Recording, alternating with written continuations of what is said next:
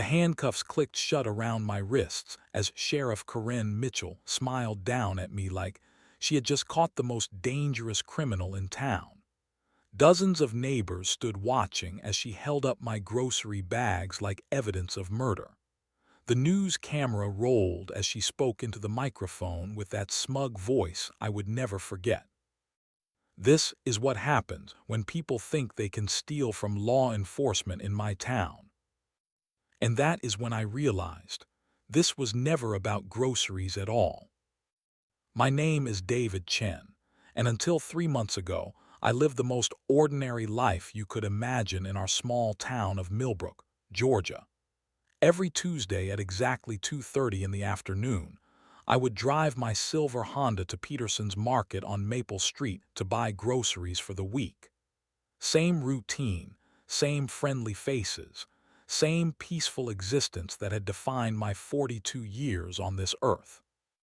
Peterson's Market was the kind of place where Mr. Peterson knew your name and asked about your family. The wooden floors creaked under your feet, and the afternoon sunlight streamed through windows that probably had not been cleaned since the 1980s. But it felt like home. It felt safe. That Tuesday started like every other.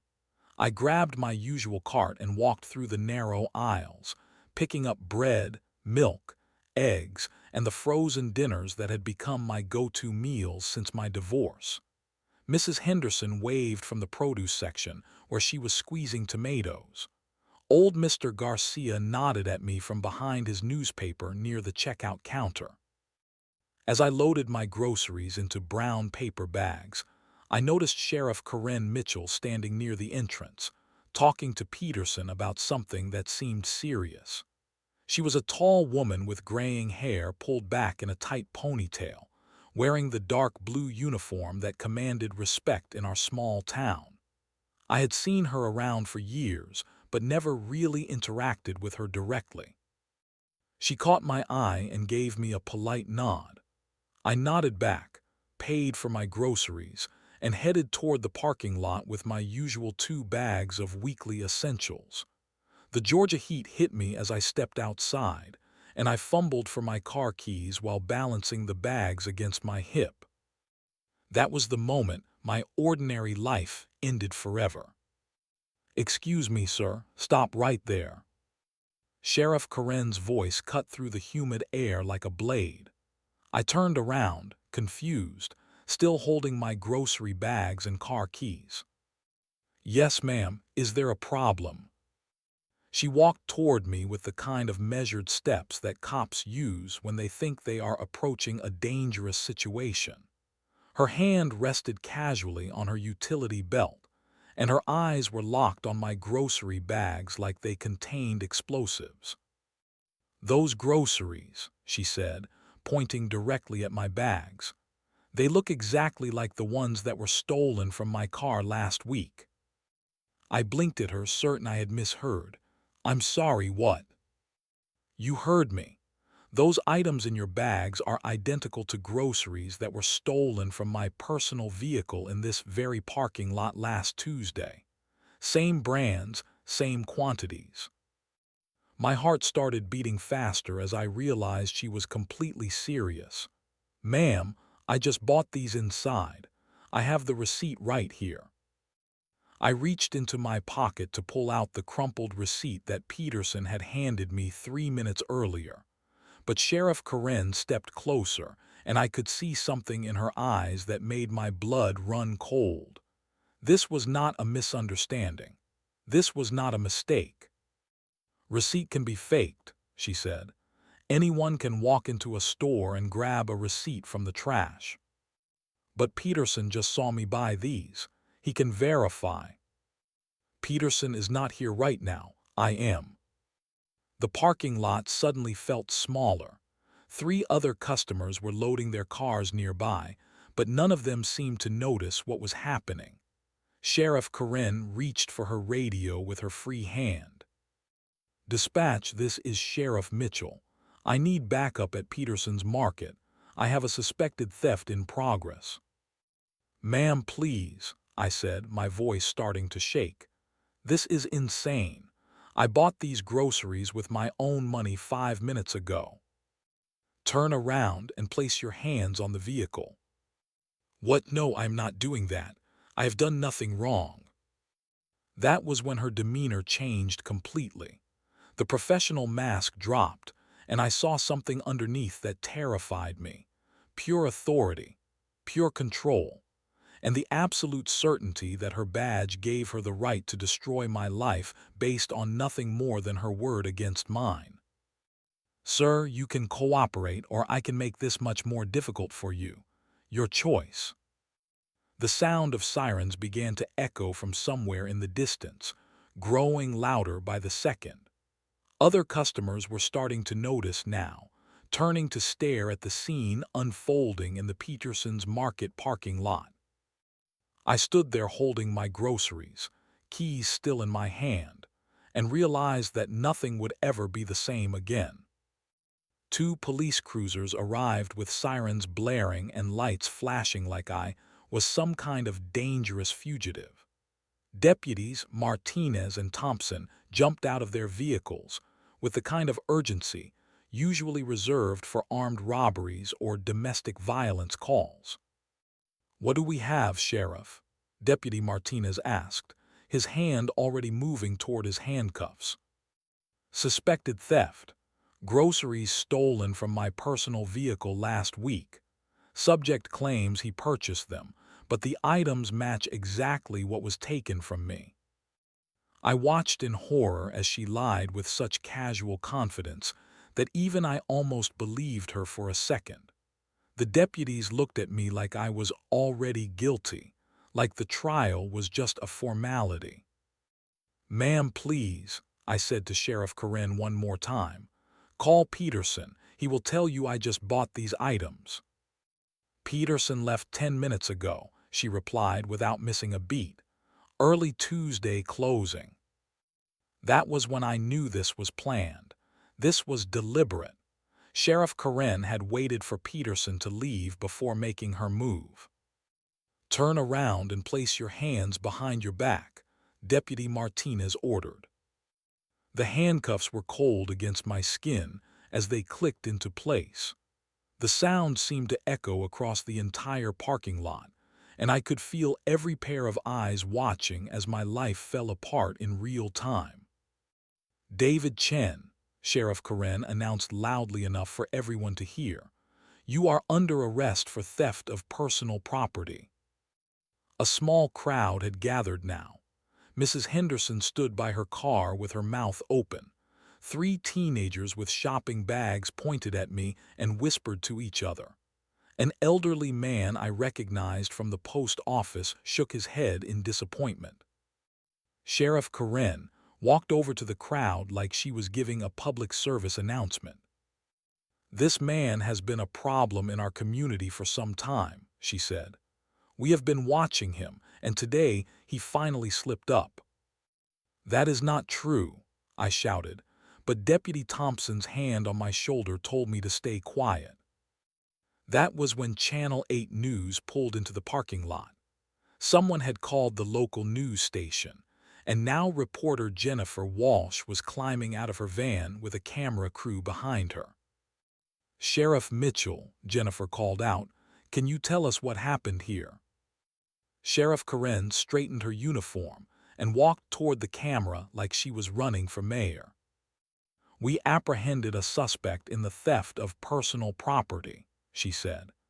"This individual has been on our radar for several weeks due to suspicious activity in local businesses." The camera turned to me, still in handcuffs, still holding my legitimate receipt in my free hand. But no one cared about the receipt anymore. The story was already written. They put me in the back of Deputy Martinez's cruiser, and I watched through the window as Sheriff Corinne continued her interview. She gestured toward my grocery bags like they were evidence in a murder case. The holding cell at the Millbrook Police Department smelled like disinfectant and desperation.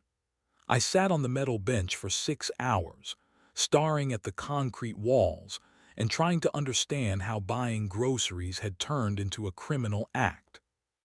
When they finally released me on my own recognizance, Sheriff Karen was waiting by the front desk with that same smug smile. "See you around, Mr. Chen," she said. "Stay out of trouble." I walked out of that police station knowing that my life in Millbrook would never be the same. But I also walked out with something I had never felt before. Pure focused rage.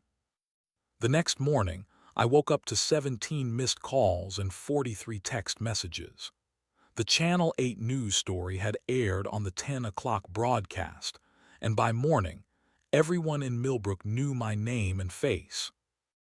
Walking to my mailbox felt like walking through a gauntlet. Mrs. Patterson, who had waved at me every morning for 8 years, suddenly found her garden hose very interesting. The Johnson kids, who usually shouted hello from their bicycle rides, pedaled past my house without making eye contact. My phone rang at 9:15 a.m. It was my supervisor at the insurance company. "David, we need to talk." "About what, sir?" "About your arrest yesterday. It was on the news. Clients are asking questions." I closed my eyes and took a deep breath. It was a misunderstanding. I was buying groceries and... "Look, David, I like you, but we cannot have employees with pending criminal charges representing our company. I am going to need you to take some time off until this gets resolved." 24 hours after buying groceries, I was unemployed. That afternoon, I called the only lawyer I knew. Sarah Chen was not related to me despite sharing my last name, but she had handled my divorce 2 years earlier with skill and compassion. Her office on Main Street felt like a sanctuary compared to the hostile stares I had been getting all day. "David," she said, looking over the police report, "this is insane. They arrested you for theft based on what? Because your groceries looked like someone else's groceries." "That is exactly what happened." Sarah leaned back in her chair and tapped her pen against her desk. "Tell me about Sheriff Karen Mitchell. How long has she been in power here?" "About 8 years, I think. She was elected when Sheriff Davis retired." "Any complaints against her? Any other incidents like this?" I thought about it for a moment. "Actually, yes. Remember Tom Bradley? He had some kind of problem with her last year. Said she pulled him over for no reason and searched his car." Sarah made a note on her legal pad. "Who else?" "Janet Morrison. Something about Sheriff Karen claiming she was running a drug operation out of her bakery. It was ridiculous, but it took months to clear up." "David, I think what happened to you was not random. I think this is a pattern." Over the next week, Sarah and I began documenting everything. We requested the police report, the arrest records, and any video footage from Peterson's Market. We started making phone calls to other people who had had run-ins with Sheriff Karen. What we discovered was horrifying. Tom Bradley had been pulled over 6 times in 2 months for alleged traffic violations. Janet Morrison's bakery had been raided twice based on anonymous tips that turned out to be false. Marcus Webb, who owned the auto shop on 5th Street, had been cited for violations that did not exist in the city code book. Every single person was afraid to speak up. Every single person thought they were the only one. "This is not incompetence," Sarah said during our third meeting. "This is systematic harassment. Sheriff Karen is using her badge to terrorize people she does not like." "But why me? I never even talked to her before last Tuesday." Sarah looked at me with the expression of someone who had just solved a puzzle. "David, what do you do for a living?" "I work in insurance. I investigate claims and look for fraud." "And what kind of claims have you been investigating lately?" I thought about my last few cases: workers' compensation fraud, auto accident investigations, property damage claims that seemed suspicious. Then it hit me. 6 months ago, I investigated a claim involving Sheriff Corinne's husband.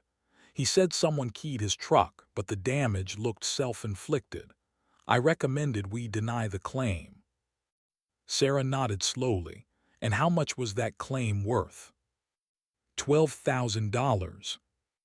There is your motive, David. This was never about groceries. Sarah's law office became our war room. We covered the conference table with police reports, witness statements, and legal documents that painted a clear picture of corruption and abuse of power. The security footage from Peterson's Market was our first major breakthrough. The cameras had captured everything, me selecting items from the shelves, paying at the register, and leaving with my receipt. More importantly, they showed Sheriff Corinne standing near the entrance, watching me shop and following me outside with obvious intent. "Look at this," Sarah said, pointing to the timestamp. "She did not approach you randomly. She waited until Peterson left, then made her move. This was premeditated." We filed formal complaints with the Georgia Bureau of Investigation and the District Attorney's Office. Sarah had contacts in both agencies who agreed to review our evidence. The first breakthrough came when Tom Bradley agreed to go on record. He had been terrified of Sheriff Corinne for months, but seeing my case on the news gave him courage. "She pulled me over 6 times, he told us during a recorded interview. 6 times in 2 months. Each time she said I was speeding, but I never was. She would search my car, make me wait on the side of the road for an hour, then let me go with a warning." Janet Morrison was next. She said someone reported drug activity at my bakery. Drug activity. I sell cupcakes and birthday cakes to families. She brought 4 deputies and searched every inch of my shop.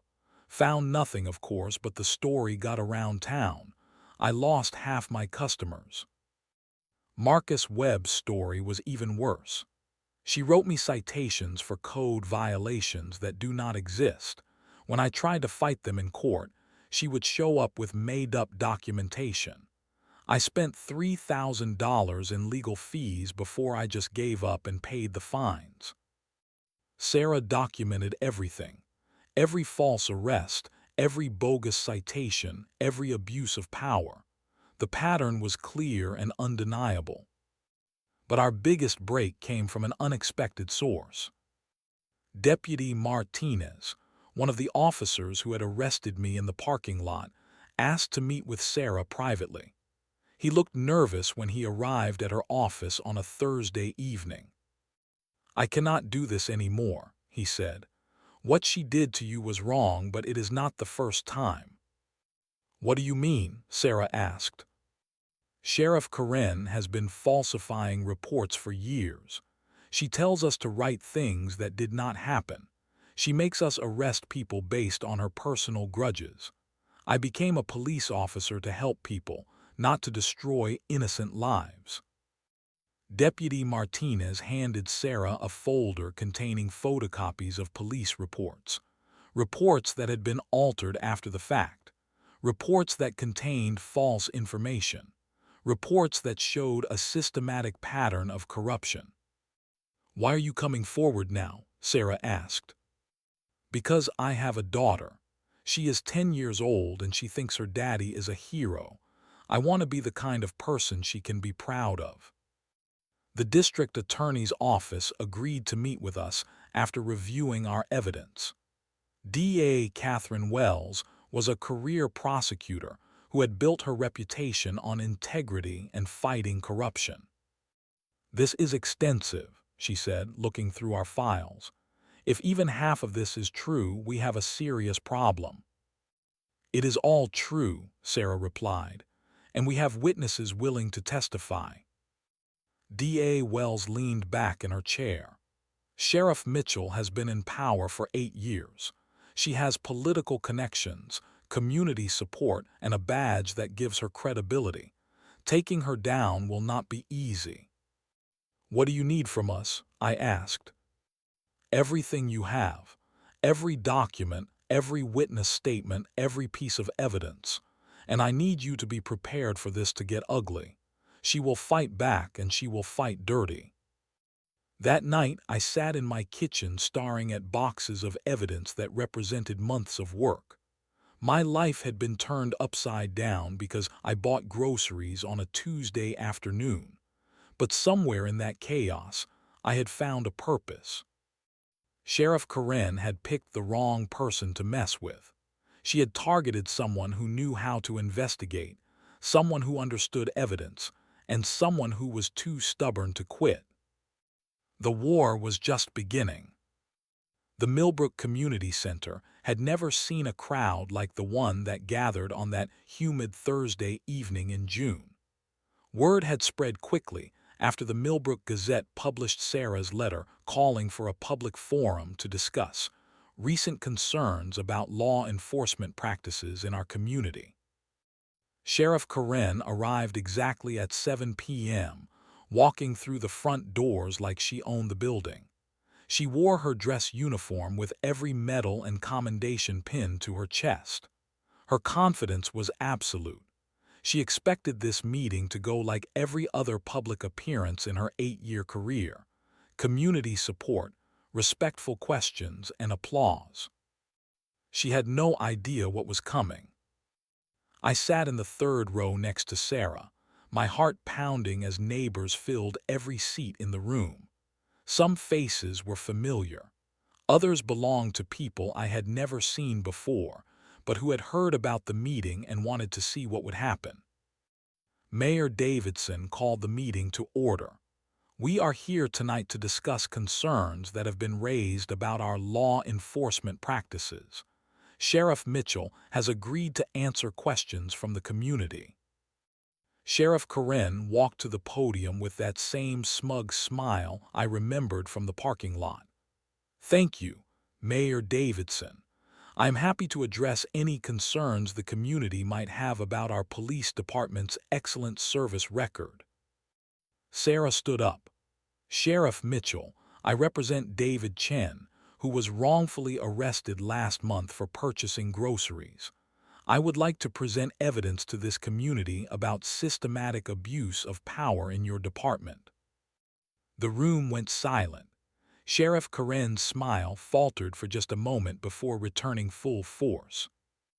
"Ms. Chen, Mr. David Chen was arrested based on probable cause and evidence of theft. If he has concerns about his arrest, he can take them up through proper legal channels." "Actually," Sarah said, pulling out a laptop, "I would like to show everyone the security footage from Peterson's Market on the day of his arrest." Sheriff Karen's face went pale. "I do not think that is appropriate for this venue." But Mayor Davidson was already setting up the projection screen. "I think the community has a right to see evidence that has been presented to the district attorney's office."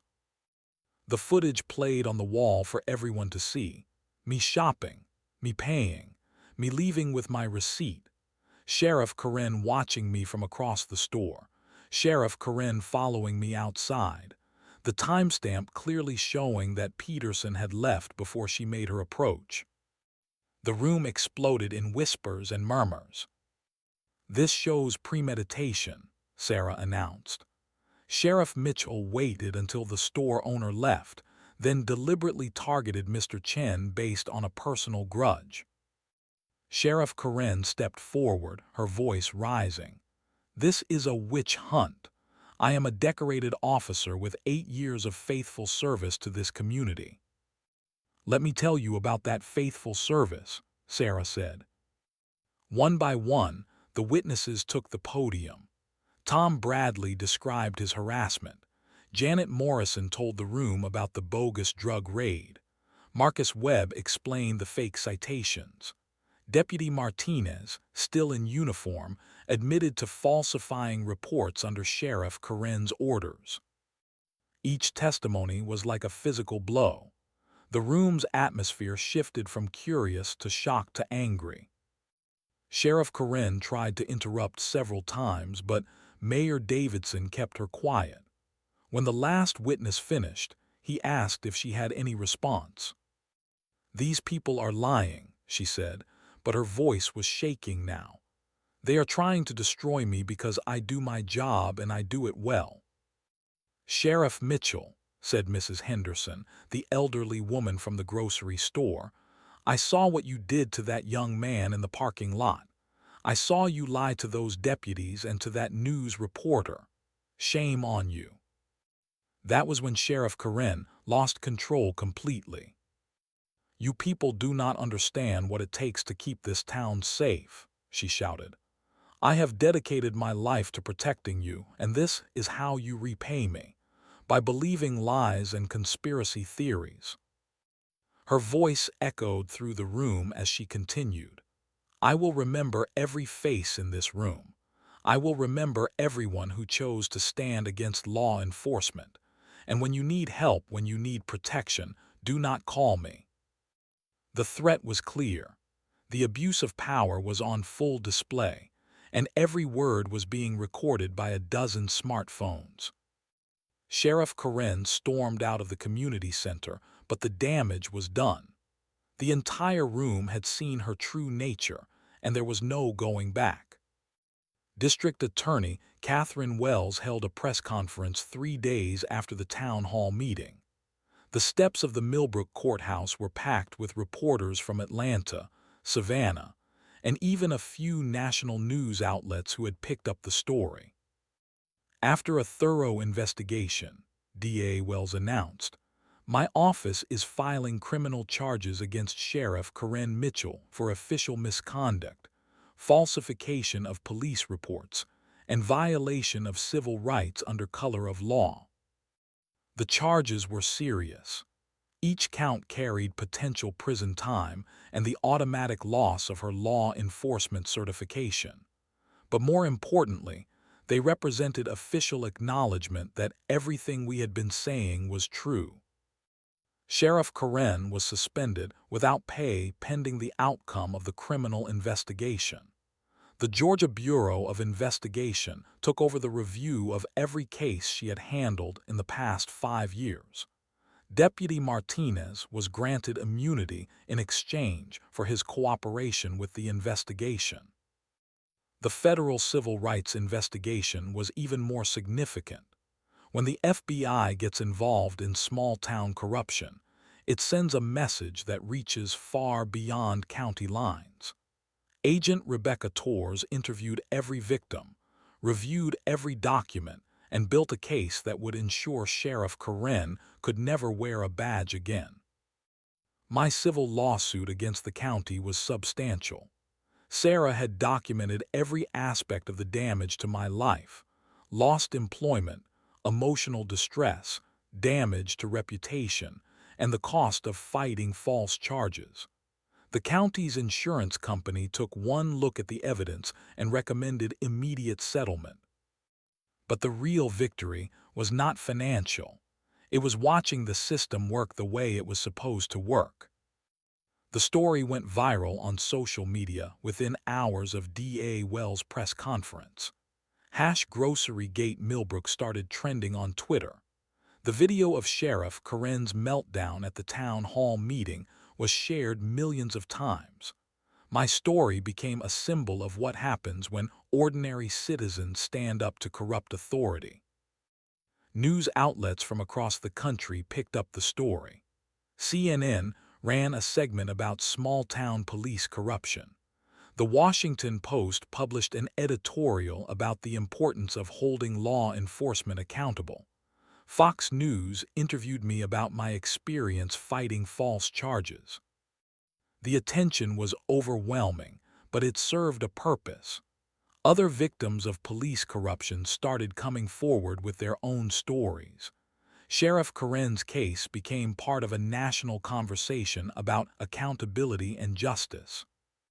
3 months after the press conference, Sheriff Karen Mitchell pleaded guilty to avoid a trial that would have destroyed what was left of her reputation. She was sentenced to 2 years in prison, lost her pension, and was banned from ever working in law enforcement again. The day she was sentenced, I sat in the courthouse gallery and watched as the judge read the charges and the consequences.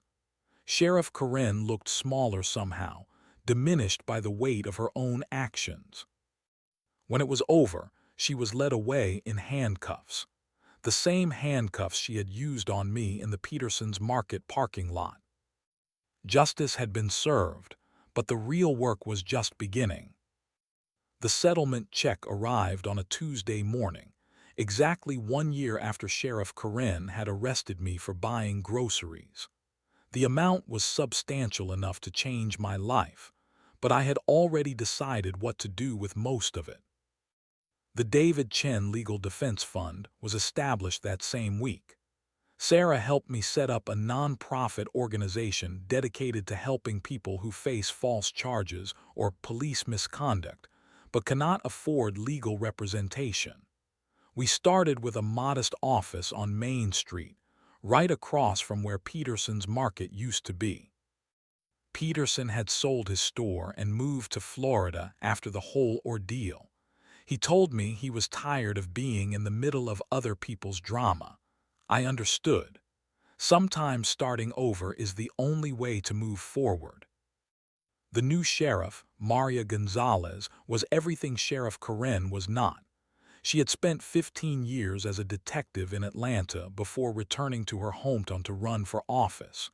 Her campaign slogan was simple: transparency, accountability, and service. She won the election with 78% of the vote.